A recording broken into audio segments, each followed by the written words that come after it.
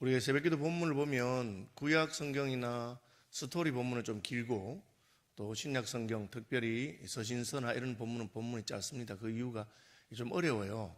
이게 번역 자체도 좀 어렵고 개역에서 개역 개정으로 번역되면서 서신서의 부분들은 많이 이렇게 더 쉽게 이렇게 바뀐 것을 보게 됩니다. 스토리 부분은 그냥 그 당시 쓰는 용어만 이렇게 바꾼 거라면, 이를테면 뭐 가라사대 하는 것을 이르시되 이렇게 바꿨다면, 그 서신서 본문은 이렇게 원어 자체도 조금 어려워요. 원어 자체 좀 어렵고 또 그것을 번역하는 것도 학자들 간에 약간씩 논란이 있어가지고 쉽지 않고 그렇습니다. 그래서 문장이 좀 짧고 전체로 보는 건 좀 쉽지 않은 것이 있습니다. 사실은 17절하고 연결되어 있는 겁니다. 17절, 선을 행함으로 고난받는 것이 하나님의 뜻일진데 악을 행함으로 고난받는 것보다 나으니라, 그렇게 되어 있습니다. 이것은 나그네 된 우리가 살아가는 동안에 고난이 있는데 선을 행하면서 고난을 받지, 자기가 잘못해서 나쁜 짓 해서 벌받거나 고난받거나 그렇게 하지 말아라, 그렇게 말합니다. 선을 행함으로 고난받으신 분의 대표가 누구십니까? 예수님이시죠. 예수님께서는 죄를 지으신 것이 없지만 저와 여러분을 위해서 고난을 받으신 것입니다. 그래서 그 이야기가 나오죠. 그리스도께서도 단번에 죄를 위하여 죽으사, 그렇게 1번 해놨는데 죽으사를 어떤 사번에는 고난을 받으사, 그렇게 되어 있습니다. 이 말은 성경책이 처음에 쓴 책을, 그때는 인쇄가 없으니까 다 뺏겨 쓰잖아요. 그러면 동쪽으로 뺏겨 쓴 차본이 동쪽으로 갔다 서쪽으로 갔다 남쪽으로 갔다 할 때 세월이 지나면 뺏겨 쓰다 보면 약간씩 차이가 있을 수 있어요. 그래서 지금 여러분들이 가지고 계신 성경은 그 모든 사본들을 다 모아서 연구하고 어느 게 더 정확하겠는가, 그렇게 해서 98%는 다 정확한데 어떤 부분은 사본마다 약간씩 차이가 있어요. 그런 경우에는 난외주 1번 해놓고 그 성경책 본문 밖에다가 난외에다가 주석을 달아놨죠. 그게 어떤 사본에는 고난을 받으사라고 되어 있습니다. 그럼 무엇이 옳으냐? 차이가 없어요. 왜냐하면 예수님 받으신 고난은 죽으신 거니까. 그래서 죄를 위하여 죽으사 하나 죄를 위하여 고난을 받으사 하는 건 마찬가지입니다. 예수님께서도 하나님의 뜻을 따라서 선을 행하다가 고난을 받으셨는데 죄를 위하여, 예수님 죄가 없잖아요. 그러니까 우리의 죄를 위해서 고난을 받으신 것입니다. 그리고 우리의 죄를 위해서 죽으신 것입니다. 그 이유는 이는 우리를 하나님 앞으로 인도하려 하심이라. 육체로는 죽임을 당하시고 영으로는 살림을 받으셨다. 이게 요즘은 이제 다른 사람에게 빚을 지거나 손해를 끼치면 이제 민사에서는 재산을 다 뺏기잖아요. 압류를 당하고 그렇게 하는데, 그리고 민사에서는 그것도 한 건 없어요. 근데 그게 형사적으로 죄가 되면 어떻게 됩니까? 몸을 구속해서 감옥에 가죠. 옛날에는 민사 형사에는 구별이 없고 남한테 빚지면 그 사람한테 가서 종로로 돼야 됩니다. 나중에 돈 못 갚으면 몸으로 떼와야 되는 거죠. 그게 이제 예수님 당시에는 그런 시대의 배경입니다. 그러니까 이게 지금 죄를 지은 인생들을 대신해서 나중에는 죽이기도 합니다. 그 당시에는. 그런데 예수님께서는 이제 죽음으로써 우리의 모든 죄값, 몸값을 지불하셨다, 그렇게 말합니다.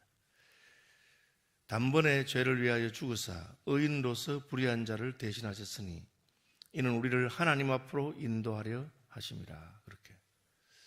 우리 하나님 앞에 가야 되는데 못 가는 이유가 뭐냐? 빚 문제 해결 안 되고 우리가 죄의 노예로 팔려있기 때문에. 그럼 어떻게 하면 다시 데려갑니까? 몸값을 지불해야 됩니다. 그래서 죄값을 지불하는 것이죠. 집 나갔던 아들이 그냥 쫄딱 망해서 거지가 돼서 돌아오면 새로 먹이고 입히면 되는데, 얘가 나갔다가 빚을 많이 져서 다른 사람의 노예가 되었습니다. 그러면 데려올 수가 없잖아요. 가려면 가서 몸값을 지불하고 데려오는 것이죠. 예수님께서 하신 것이 바로 그것입니다. 우리를 하나님 앞으로 인도하기 위해서 우리 몸값을, 죄값을 지불하셨는데 그게 죽으신 것이고요. 그 다음 말이 참 재밌는데, 육체로는 죽임을 당하시고 영으로는 살리심을 받으셨으니, 그렇게 됐습니다.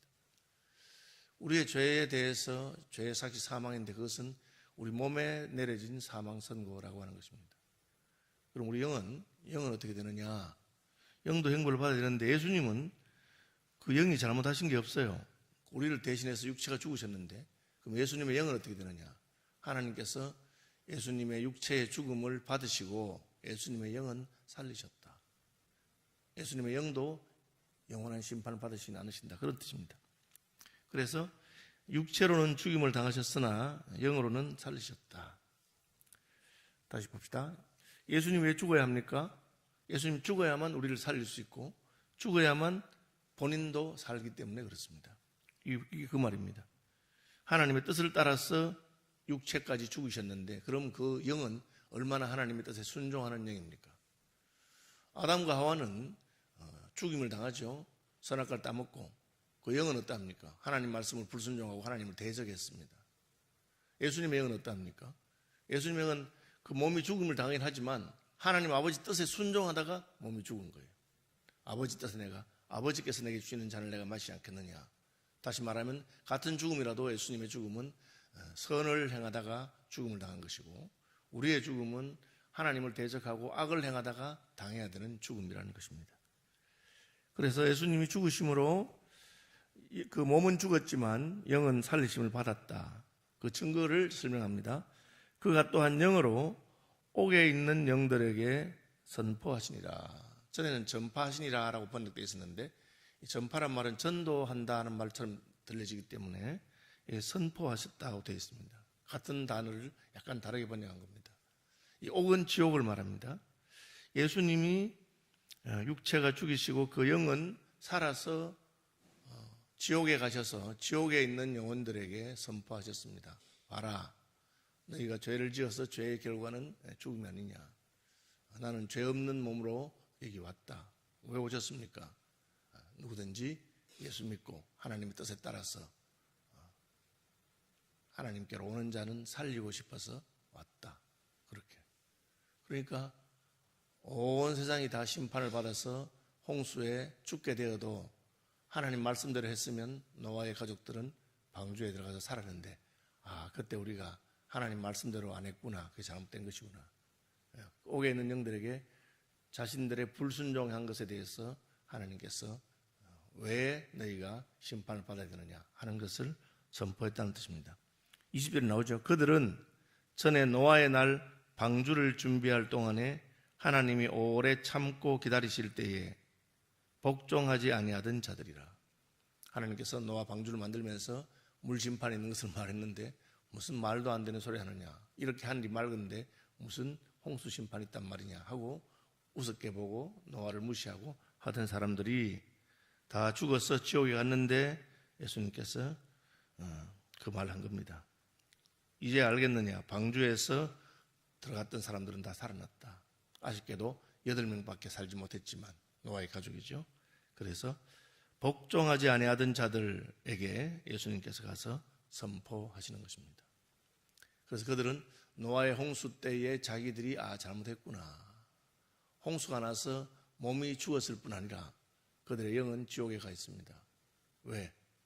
그들이 홍수 때문에는 홍수는 물이니까 사람이 숨을 못 쉬어서 몸은 죽이지만 영을 죽이는 건 아니에요. 영은 그 노아의 날에 하나님이 120년 참으시면서 계속 회개를 선포하고 돌아오고 방주 안으로 돌아왔는데 안 돌아왔기 때문에 죽은 겁니다. 똑같이 죽어도 예수님은 우리 죄를 위해 죽으셨기 때문에 몸은 죽으셨지만 영은 살아나신 것입니다. 어떤 사람은 똑같이 죽어도 몸만 죽을 뿐 아니라 그 영도 함께 지옥에 가게 되는 것입니다. 그래서 노아 방주의 심판에서 그 지옥에 간 사람들은 그 물심판이 몸만 죽이는 것이 아니고 그 영도 함께 심판하는 심판이 됩니다. 노아의 가족들에게는 방주에 들어가기 때문에 물심판이 그들을 죽이지도 못하고 오히려 물이 그들을 살리는 방주에 떠 있는 그런 것을 말하고 있습니다. 물은 예수 그리스도께서 부활하심으로 말미암아 이제 너희를 구원하는 편이, 이것도 이제 나눠져 보면은 실체니라고 되어 있습니다. 이제는 물심판을 받았던 사람들 다 죽었는데 예수님께서 대신 심판받았기 때문에 물은 더 이상 너희를 죽이는 것이 아니고 살리는 것이다. 어떻게 물이 우리를 살리는 것이냐? 그러면서 세례라, 그렇게 우리가 살아날 때 세례를 받습니다. 세례받아서 하나님의 가족이 되니까. 그래서 우리가 물로서 다 죽어야 했던 존재들인데 하나님께서 우리를 살리시는구나. 예수님을 대신 죽게 하심으로 살리시는구나. 그래서 세례받는 것은 항상 죽음과 살아나는 것, 부활이 함께 있습니다. 우리는 이제 성부와 성자와 성령의 이름으로 세례를 주노라 그렇게 하지만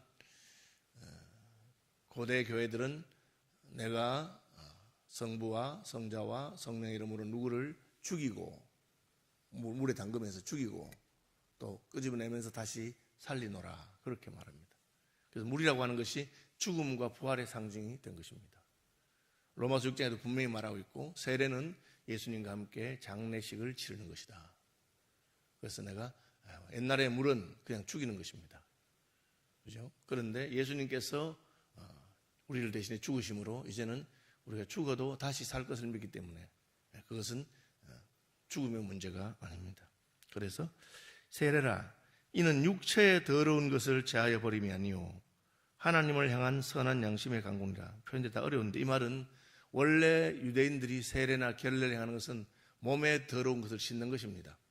밖에 나와서 먼지가 묻었다 할 때 몸을 씻는 것이죠. 집 앞에서 돌랑아리에 들어있는 물을 퍼서 손발을 씻는 것입니다. 육체의 더러움을 씻는 것이죠. 그것이 결례입니다.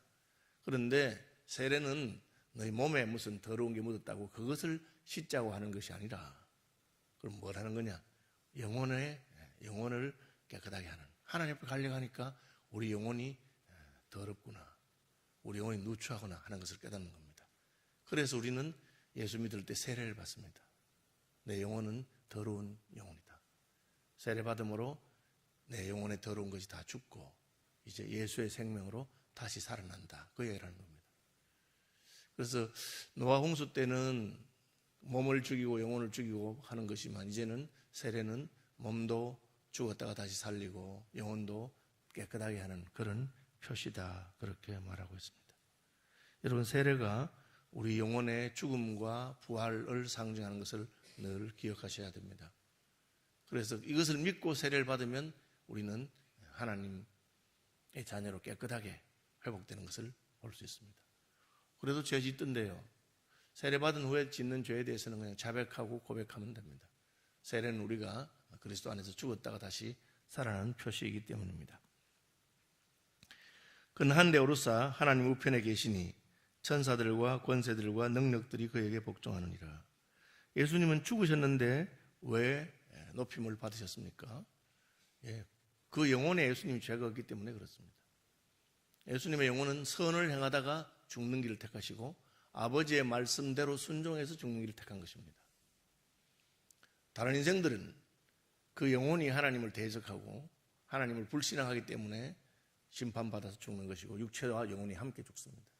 예수님은 그 육체는 우리의 죄를 대신해서 형벌을 받으셨지만 예수님의 영혼에는 더러운 것이나 예수님의 영혼에는 죄된 것이 전혀 없습니다.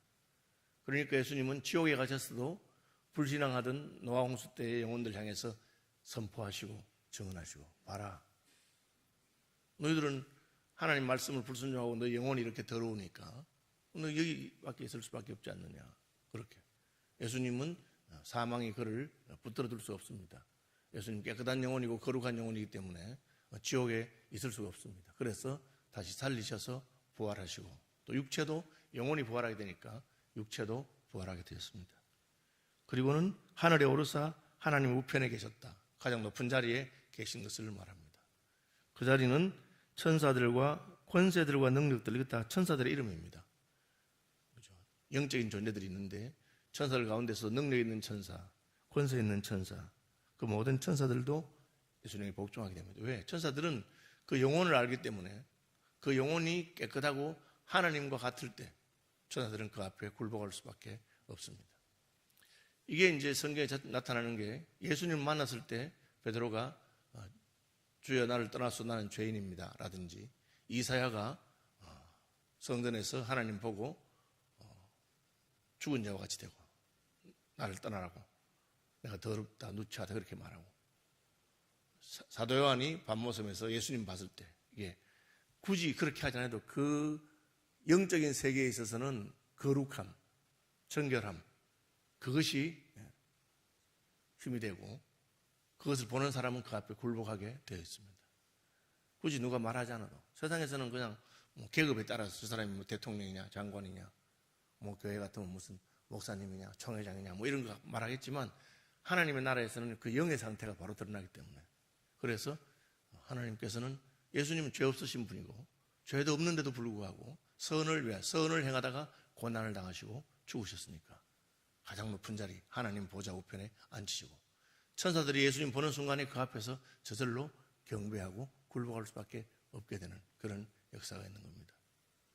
굳이 무슨 하나님이 따로 계급을 주시고 높이시고 안 하셔도 그게 이제 그 예수님의 영혼의 영적인 상태인 것입니다.